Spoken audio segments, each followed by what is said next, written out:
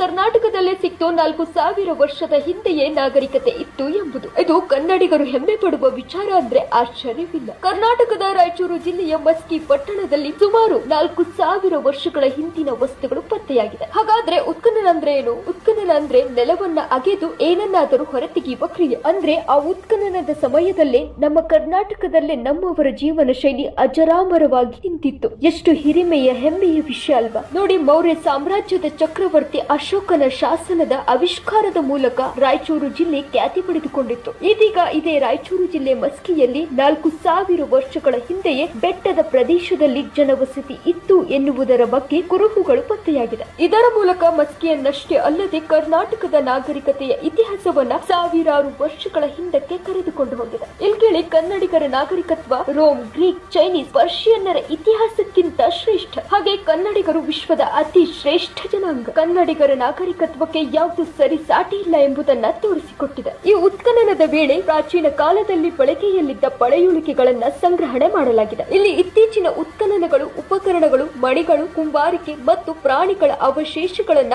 ಬಹಿರಂಗಪಡಿಸಿದವು. ಅದೇನೇ ಆಗಿರ್ಲಿ, ನಮ್ಮ ನಾಗರಿಕತೆಯನ್ನ, ನಮ್ಮವರ ನಾಗರಿಕತೆಯ ಪರಂಪರೆಯನ್ನ ನಾವೆಲ್ಲ ಸಂಭ್ರಮಿಸಲೇಬೇಕು. 400 ವರ್ಷಗಳಲ್ಲ, 4000 ವರ್ಷಗಳ ನಾಗರಿಕತೆ ಸಿಕ್ಕಿರೋದು ಕರ್ನಾಟಕದ ಹೆಮ್ಮೆ. ಎಲ್ಲ ಕನ್ನಡಿಗರು ಆದಷ್ಟು ಶೇರ್ ಮಾಡಿ.